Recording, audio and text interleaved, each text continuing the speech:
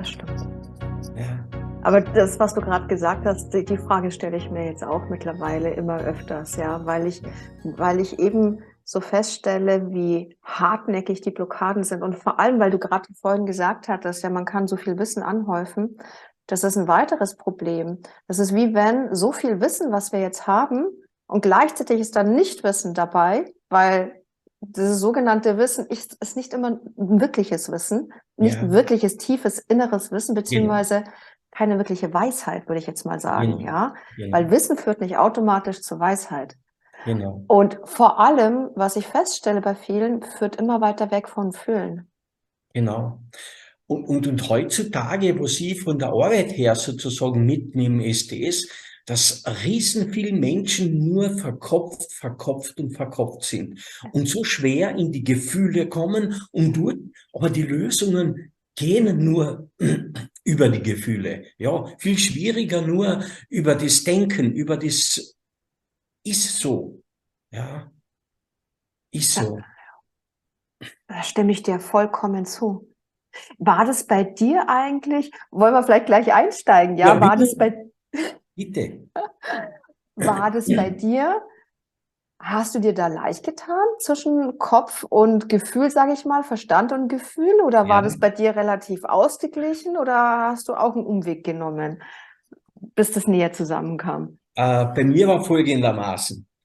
Ähm, Frag mich nicht, warum es so ist, aber es war einfach so, dass ich die Fähigkeit hatte und habe, dass ich sage, ich stelle mein Denken auf den Nebenplatz Mhm. und lasse mich führen. Und diese Fähigkeit habe ich von nicht jetzt gelernt irgendwo, sondern war in mir drinnen.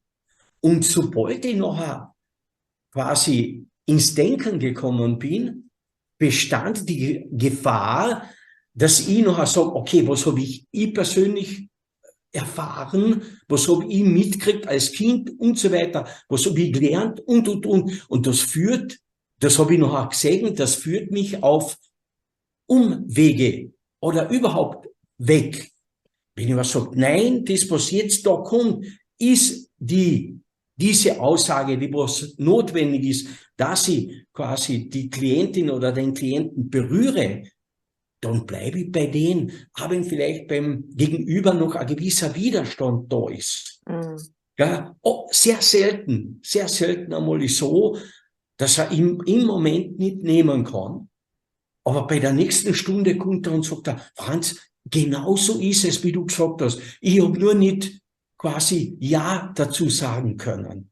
Ja, Ah, okay. weil halt da meinetwegen vielleicht die Schattenseiten von mir waren. Oder weil, ja, meine Ahnen waren ja nicht so schlimm und so brutal und frage mich nicht was und so weiter, was. Mhm. Einfach diese Verbindungen, diese familiären Geschichten bewahren. Wir sind ja besser wie die anderen und. Mhm. Verrücktheiten, ja. Aber wie gesagt, bei der nächsten Sitzung ist es, wenn sowas wirklich so ein Widerstand war, der wie immer wieder aufgebrochen und gesagt, ja, genau so war's. Genau Mhm. so war's und genau so ist es. Mhm. Und ja, weil wir Leute sind, mit unseren Erfahrungen, mit unseren Glaubensgrundsätzen, mit unserem, ja, Spektrum. Aber alles nur übers Gehirn gesteuert. Und das ist zu wenig. Das ist zu wenig. Und da lasse ich öfters so, dass ich sage, okay, jetzt schließ die Augen und lehn dich zurück, lehne dich in den Sessel, ganz relaxed. Mach die Augen zu und jetzt sag mal den Satz noch oder die Sätze noch. Weißt du, dass er ins Innere kommt, dass er das Denken wegschiebt, was ihn beschäftigt, wenn die Festplatten läuft und läuft und läuft. Mhm. Ja, das hilft dann manchmal aus dem Verstand rauszukommen und den Körper stärker zu Genau, fühlen. So hatte ich das genau, Gefühl. genau, genau. Und das gebe ich den Klienten immer wieder noch, dass ich sage, okay, dann probiert halt, einige tun Mantren aufsagen, die anderen tun beten oder ganz einfach nur zählen. Es geht darum, dass wir diese Schallplatten, die was durchkursiert, unterbrechen. Ja, dass das nicht, weil das wird immer größer, immer aufgeblasener. Ob sich da um Angst handelt, ob das sonstige Gefühle sind, negativen Gefühle sind, die werden immer größer. Die werden immer mächtiger. Ja. Und wenn ich noch sagen kann, das darf sein, jetzt habe ich Angst, vielleicht das auch zu benennen, dann wird es auf einmal um vieles kleiner. Um vieles kleiner. Und das, ich sage, die Fähigkeit hat jeder von uns. Der eine hat vielleicht ein bisschen mehr, der andere ein bisschen weniger, aber wir haben sie. Es braucht nur so, weiß ich nicht, ein guter Wille, weiß ich nicht, wie ich sagen will, einfach, ja, dass man vielleicht in eine gewisse Spiritualität eintaucht. Ich komme aus einer erzkatholischen Familie. Vom Vater waren zwei Brüder Priester. Einer ist davon gestorben, einer lebt noch, der ist, was sind jetzt, um die 93 Jahre alt. Und da bin ich halt so aufgewachsen. Aber ich muss ganz ehrlich sagen, ich bin im Glauben, weiß ich nicht, von der Volksschule oder weiß ich nicht, von wo stecken geblieben und das auch im Alter. Und ich habe da nicht geglaubt an das, dass es quasi ein Leben nach dem Tod gibt. Auch wenn das quasi gepredigt wird, auch wenn es gesagt wird, na, ich habe es nicht geglaubt. Und dann, wo ich noch meine eigene Spiritualität durch das Erleben gekriegt habe und die Tiefe gekriegt habe und die Demut gekriegt habe und. Und jetzt glaube ich es, beziehungsweise seit 20 Jahren glaube ich es. Ich glaube es, dass eine Energie, dass eine Seele, ist egal wie man sie nennt, dass das weiter bleibt. Und das ist zum Spüren. Wenn man arbeiten tut, ich spüre nachher den Papa oder die Mama oder. Ich war einmal ein tiefgreifendes Anfangserlebnis bei mir. Da bin ich mit der ehemaligen Frau nach Slowenien oben nach Bled gefahren. Und da bin ich über den Leubelpass drüber gefahren. Und da ist auf der Südseite des Leubelpasses, das heißt, in Slowenien war eine Außenstelle von dem KZ Mauthausen. Und da musste ich keine Ahnung warum. Und dort ist noch so zum Abbiegen, also quasi, wo man parken kann, wo man stehen bleiben kann, musste ich stehen bleiben. Bin ich stehen geblieben. Und der innere Kraft hat mir gesagt, knie dich nieder. Und dann habe ich gesehen, wie sich diese Wärter, auch Täter, die was viele Menschen damals dort umgebracht haben, und die Opfer, die was dort inkarniert waren, die Hand gereicht haben zur Versöhnung. Ich habe geblärt wie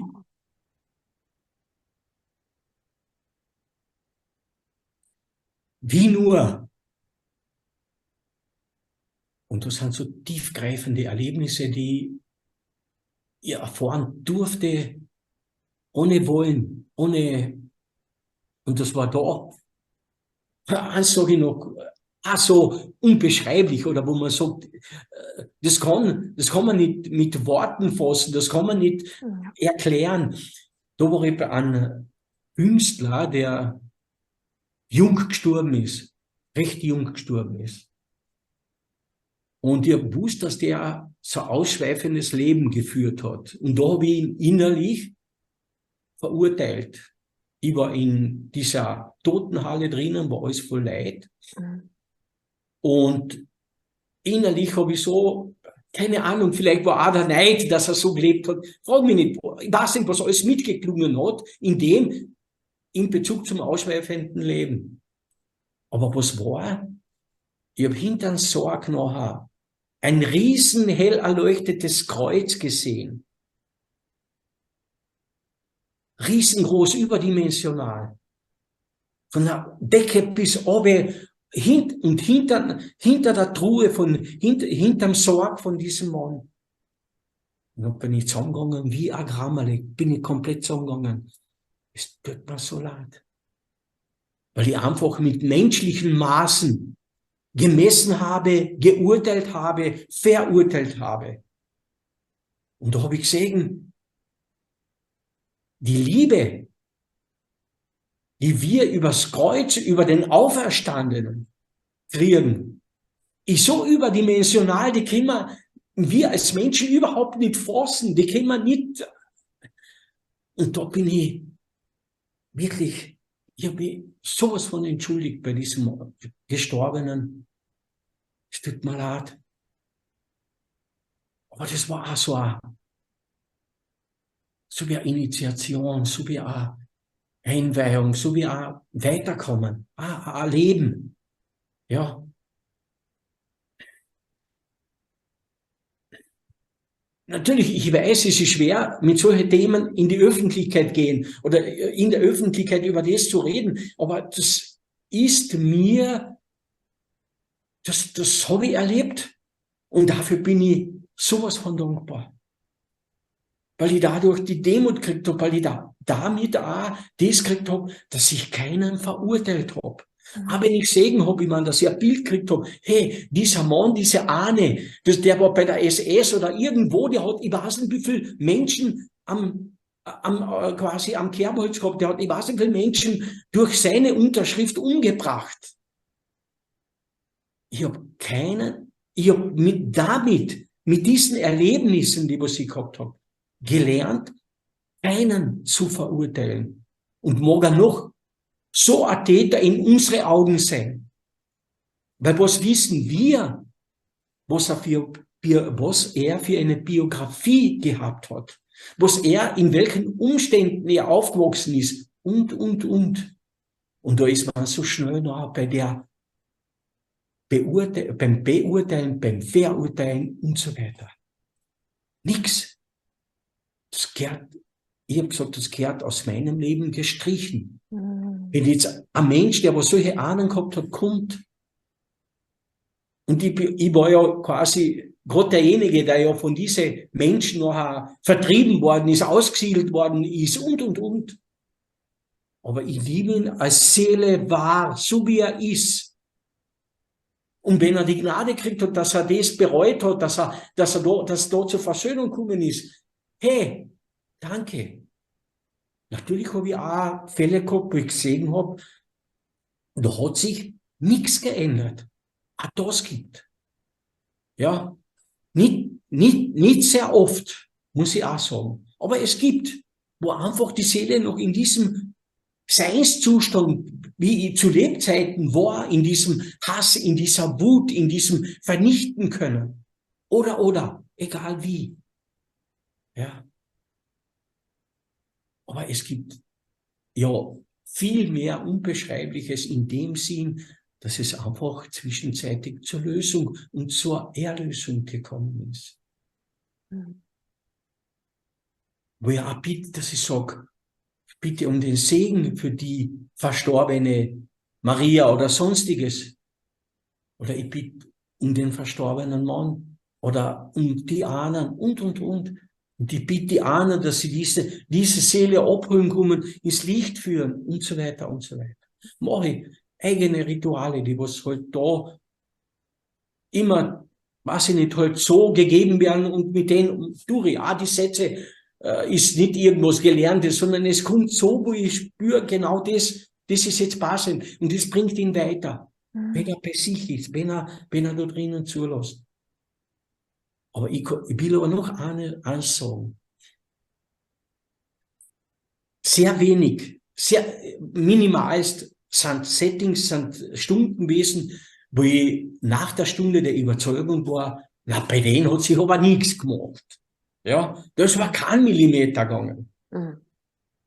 Und auch da musste ich begreifen, wo derjenige nachher die nächste Stunde gekommen ist und der wie verwandelt war, ja, dass es ganz anders ist und ganz anders geworden ist.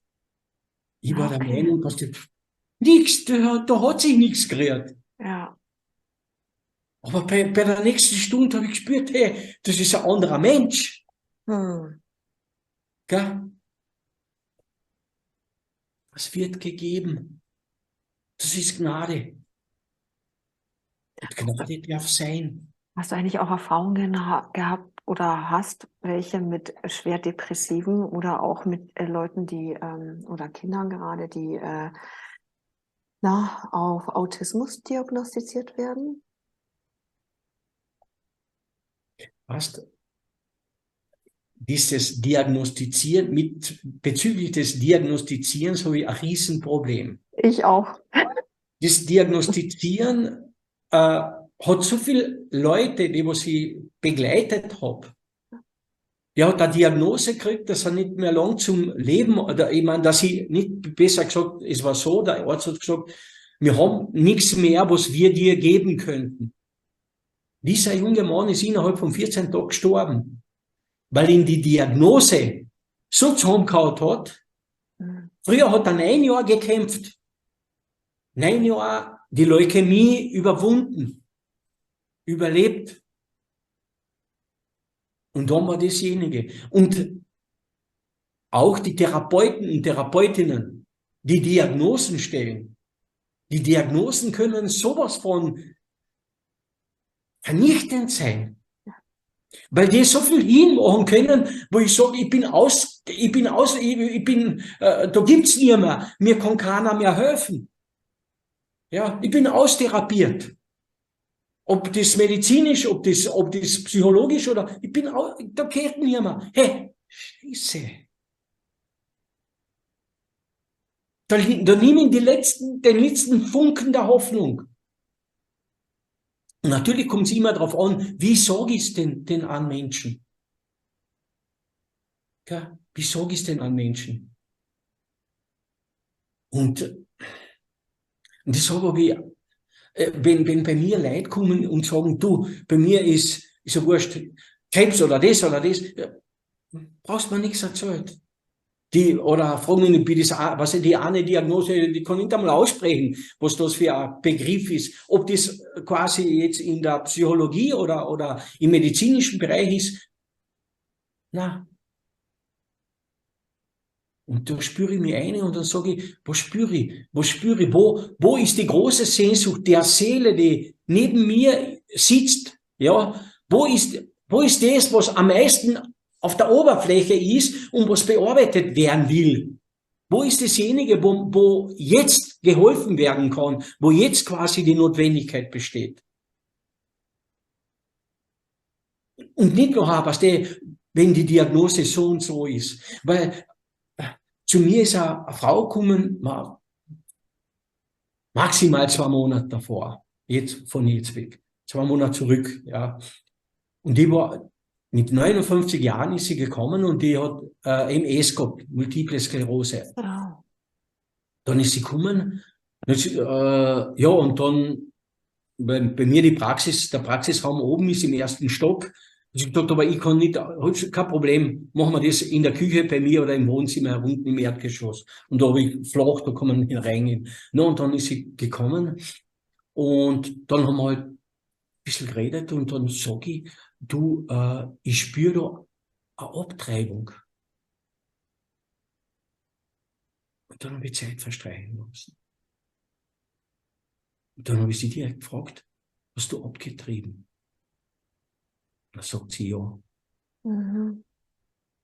Hey, Nathalie, das ist eine Befreiung gewesen, das kannst du dir nicht vorstellen. Das war eine Befreiung für die Seele, dann sagt sie mir, ja, ich bin beichten gegangen. Sie war damals, ich glaube, 17 Jahre alt und hat nachher abgetrieben. Mhm. Und hat sie gesagt, ich bin nachher beichten gegangen. Aber ich habe mir das nicht verzeihen können. Mit 59 Jahren hat sie das wie einen Felsbrock quasi mitgetragen, aber ich habe mir das nicht verzeihen können. Und dann haben wir ein wunderschönes Ritual gemacht, wo ich gesagt habe, und jetzt übergibst du diese Seele, dieses Seelchen der Mutter Gottes. Ich habe aus Medjugorje, ich weiß nicht, das ist so ein Wallfahrtsort in Bosnien-Herzegowina, wo wir Mutter Gottes quasi mitgenommen, damals, wo ich unten war. Da war ich zutiefst berührt, muss ich sagen. Voriges Jahr das erste Mal, dass ich unten war, zutiefst berührt. Mir hat es sehr viel gebracht. Ich kenne aber viele Leute, die sagen, na ja, nicht war's, nichts war. Aber egal, mich hat es tief berührt. Und dann habe ich halt dieser Frau gesagt, und jetzt, ich halte da den Polster und da gibst du das Seelchen da auf und ich trag's quasi der Mutter Gottes hin, dass sie es nimmt. Das war das Schicksal des Kindes, das war die Vorbestimmung des Kindes, dass es so ist. Und so weiter. Hey, ich habe jetzt zwar nicht die MS genommen, aber die ist ausgeflogen. So ein leichter Wort. Sie ist jetzt so, du bist der erste Mann, dem muss ich das erzählen. Ach, soll ich das meinem Mann sagen? Und ich gesagt, bitte nicht. Überhaupt, das hat sie ganz am Anfang gesagt. Ich gesagt, bitte nicht. Durch das entlastest zwar du dich selber, aber du belastest nachher deine 50-jährige Ehe oder frag mich nicht was, ich weiß ja nicht, bis der Mann aufnimmt. Vergiss das. Behalt's für die. Und da muss ich, wo wir das alles schon gemacht haben, war überhaupt keine Frage mehr, dass ich das den Mann erzählt. Das war bevor sie den Mann kennengelernt hat. Ja, das war von einem anderen Mann. Mhm. Aber es geht jetzt, das war nur eine Nebengeschichte, aber das Wesentliche war das, dass sie einfach diese Abtreibung abgeben hat können und dass sie sich frei gefühlt hat und dass sie frei war. Und das ist sowas von gigantisch. Und wie viele Frauen haben abgetrieben? Wie viele Frauen haben in verrückten Beziehungsverhältnissen abtreiben müssen, weil sie der Partner gezwungen hat, frag mich nicht, was alles, und. Schlimmste Fälle. Aber was will ich jetzt da sagen? Und zwar Folgendes. Ich habe eine Frau gehabt, die hat 5 Abtreibungen gemacht. 5. Ach, das Schande. Aber die Schuld war maximal 20% bei 5 Abtreibungen. Und die eine Frau, die was ich jetzt erzählt habe, die hat auch Abtreibung gehabt. Aber die hat 100% Schuld in sich gefühlt. Oder sich die Schuld gegeben. Oder war der strenge Richter sich selber gegenüber. Dann habe ich auch gesagt, bitte jemand der anderen Frau, nimm diese mit den Vornamen zu dir. Die hat damals keinen anderen Ausweg gewusst. Die hat nicht gewusst, wer ihr helfen kennt und. Sie sehe es nicht mit den Augen jetzt, wo du mit 59 oder frag mich nicht, weil sie sich immer wieder verurteilt hat. Weil jetzt hätte sie das nicht mehr gemacht. Ja. Und dann habe ich gesagt, sehe dich mit den Augen der 17-Jährigen und tu die 17-Jährige zu dir nehmen. Und die zu dir nehmen. Ja, und der bitte keine Schuld geben. Das war so. Und da habe ich gesehen, wie verschieden groß die Schuld bei der einen Frau oder bei der anderen sein kann. Und das ist sowas, das habe ich so gespürt auch. Ja, dass ich sage, da habe ich 100% Gewicht und Schuld und so weiter gespürt.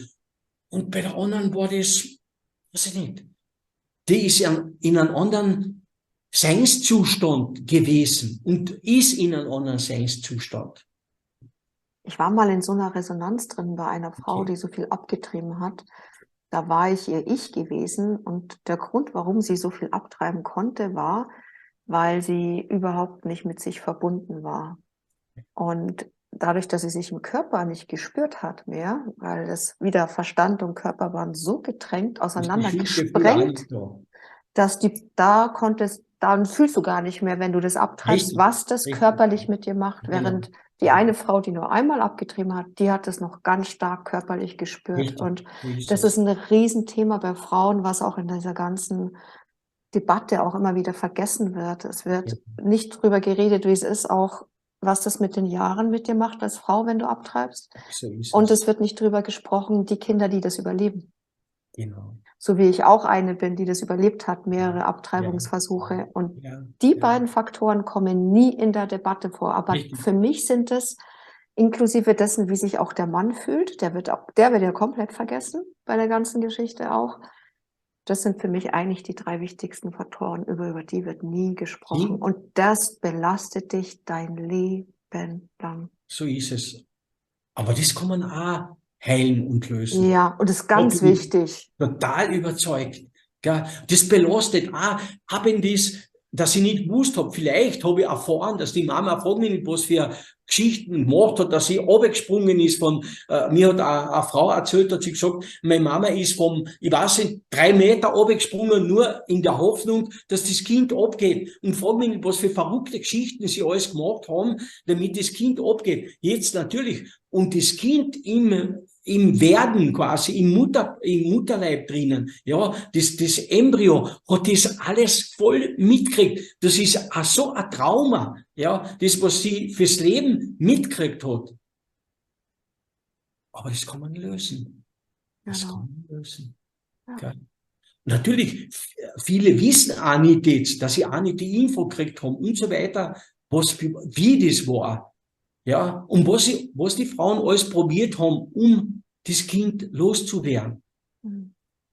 Ja, Und da sind natürlich, besonders, in manchen Ländern sind sie ja besonders kreativ, sagen wir es mal so, ja. wenn was in Engelmacher oder ich weiß nicht, wie sie da kasten und was da alles getrieben worden ist, ist unbeschreiblich, unbeschreiblich. Aber es geht schlussendlich immer um das, was hat das mit mir gemacht? Genau. Ist das eine und das andere ist aber, dass ich sage, das Gesamte, ich muss das Gesamte sehen. Warum hat das so sein müssen? Gibt's keine Antwort. Es gibt ja auch keine Antwort, warum muss in der Ukraine Krieg sein? Warum muss auf der ganzen Welt, warum müssen da hunderte Kriege sein? Warum müssen da so viele Millionen von Menschen im Kriegszustand sein? Warum müssen so viele Hunderttausende sterben und? Warum? Haben wir keine Antwort dafür. Ja. Aber wir können dieses Seelische, das, was da in mir steckt, weißt du, ich sag, wenn einer tief katholisch oder frag mich nicht was ist und sagt, okay, und ich gehe zur Beichte und ich kann dort ablegen, ja, dann soll er es tun. Wenn er, weißt, wenn das wirklich quasi, dass er nachher diese Schuld, das Ego, der Absolver nachher auch annehmen kann, ja, dass er nachher von dieser Schuld befreit wird. Aber wie oft und wie viele Menschen sind die, was nachher einfach dieses ja nicht ablegen können, ja, weil sie nicht glauben können, dass die Schuld von Sehnen quasi genommen wird. Aber wenn ich glaube und wenn mich das Vis-à-vis berührt und ich das ablegen kann, dann bin ich geheilt, dann bin ich frei, frei. Und das ist möglich, immer wieder, immer wieder. Und da trägst du einen großen, großen Beitrag, trägst du dazu bei, möchte ich dazu sagen, ja. Alle, du, alle. Jeder Mensch kann im Gespräch mit einer verzweifelten Mama, die was sagt, was ist so, die was sich der Freundin offenbart und sagt, du, ich will abtreiben, ich habe keinen Ausweg. Die kann genauso ganz einen anderen Drive einbringen nachher. Ganz, weil das ist so wie, ich sag, bitte Intuition nicht irgendeinen, der was sich suizidiert hat, verurteilen. Der ist in so einem Kanal drinnen, der sieht nicht links und rechts. Der ist krank. Der ist krank, der ist ganz einfach krank. Und ab und zu reicht's, wenn einer zufälligerweise, hat mich nicht, ihn berührt. In der Seele berührt. Ab und zu auch ihn einfach körperlich berührt. So ist mir auch so wichtig. Ich sage immer wieder, wenn jetzt da Menschen gibt, die ist wurscht, ob sie sagen, okay, ich bin jetzt in keiner Beziehung, aber ich verstehe mich mit einer Frau so gut oder dass sie Freundin haben oder in der Beziehung, dann sage ich, tut's euch einfach nur halten. Sagt's den Partner oder den Mann oder ist wurscht was, bitte halt mich. Nur halten. Hey, das ist sowas von effektiv. Nur halten. Leise nichts sagen. Vielleicht der andere, dass er so richtig loslässt, dass er die Arme oben baumeln lässt. Nur gehalten werden. Nur in Liebe gehalten werden. Hey, und dazu sind wir alle fähig. Komplett alle. Und dazu rufe ich alle auf, dass sie das tun. Vielleicht ist von Anfang sehr schwierig, was das auszuhalten, weil einige nicht mehr gewohnt sind, diese Nähe und überhaupt das auszuhalten. Das praktizieren, macht's, probiert's. Da wird vielleicht 1 Minute, noch 5 Minuten, noch vielleicht 10 Minuten. Probiert's. Es ist so heilend. Und das machen wir, es kostet nichts. Du brauchst nicht zum keinen Therapeuten gehen, nirgendwo hin. Ja. Und ich bin auch, weißt, ich meine, meine Arbeit, ich sag nie, bei mir ist selten einmal, dass ich so was komm noch einmal. Nein, das ist fast nie. Ja. Wenn du einen Druck hast, dann kommst du. Wenn es in 1 Jahr ist, ist es okay. Was ist nicht so wie eine Gesprächstherapie oder sowas, wo du jede Woche einmal einen Termin hast, oder ich kenne auch Menschen, die was fast jede Woche eine IOPT machen, empfinde ich auch, ich will keinen Ausdruck dazu bringen, aber ich nicht, ja, und so weiter. Um Gottes Es Willen. gibt so eine Auswüchse, unter Anführungszeichen, die was, ja, ist ja egal, das kann genauso eine systemische Aufstellung sein, das kann das wurscht was sein, aber das muss, weiß ich nicht, so anders laufen, nicht so, das ist, was der, für jeden Furz, unter Anführungszeichen, mache ich noch eine Aufstellung. Das passt nicht. Das passt nicht. Und mit den Träumen, mit dem Leben, mit dem, dass wir in die Natur gehen, dass wir in den Wald gehen, da löst sich so viel und kann sich so viel lösen. Und wenn man weiß ich nicht, die Kraft haben, auch, dass wir sagen, ja, ich gib's ab, weil ich hab's nicht in der Hand. Ich gib's ab. Und ich umarme die Schöpfung, ich umarme den Wald, ich umarme die Bäume, ich umarme das Göttliche. Und ich bin bei mir. Und ich komme, was so, ja, das sind so wie kleine Herzenswünsche, die was mich wieder ins Leben zurückbringen, die was mich wieder zurück in die Freude bringen. Ja, in die Lebenslust, in das, ja. Und dann öffnet sich alles, dann ist das, ich will leben, ich will lieben, ich will geliebt werden, oder ist egal, wie wir es nennen. Ja. Wir brauchen diese Beziehungsebene. Ja. Wir sehnen uns danach, weil wir es brauchen, weil es so wichtig ist. Weil man auch auf der anderen Seite natürlich der Spiegel einer für den anderen ist. Und da können wir einiges erfahren und ändern, wenn wir wollen und wenn es die Gnade ist dazu. Aber es ist wunderschön. Aber ab und zu wirklich so im Alleinsein, wo man ganz allein in die Natur geht, ohne dass man sagt, okay, und jetzt nehme ich einen Freund oder Freundin oder irgendwen mit, wo ich nachher nur vielleicht über irgendwas Belangloses quasseln kann. Na, wo ich bei mir bin, wo ich bei mir sein kann. Ja. Und ich würde sagen, bitte, schaut in den zwischenmenschlichen Beziehungen, dass ihr auf Augenhöhe, dass ihr mit Achtung und Würde kommunizieren tut. Das ist sowas von wichtig. Diese Wertschätzung, diese Haltung, das ist ein Segen. Alles andere ist sowas von brutal, was wehtut. Und dann trauen sich die Leute nicht einmal öfters, was sie ansprechen, sag ja, bitte, du einmal Klartext reden mit deiner Frau oder umgekehrt mit deinem Mann. Sag ihr, wo du nicht mehr aushalten tust, weil es so weh tut, weil es so tierisch die betroffen fühlst. Natürlich können das eigene Trigger sein. Ja, normal. Ja, öfters ist es halt so, dass es nur einen Tropfen braucht, damit das Fass zum Übergehen quasi gebraucht wird. Wir haben schon ein ganzes Fass von Stress voll.